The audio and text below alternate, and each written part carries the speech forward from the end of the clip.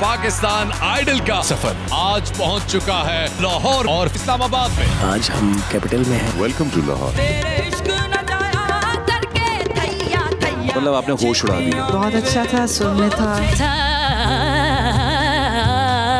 ये वो सिंगर है जो अपनी तरफ से कर सकती है और इसको इजाजत।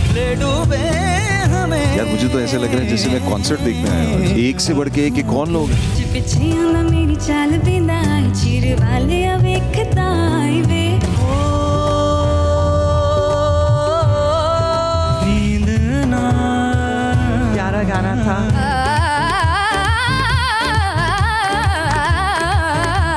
याद क्या तुझको दिला मैं अपने घर में बात करता हूँ कि मैं रोता नहीं हूँ, तेरा पैर लेकिन जान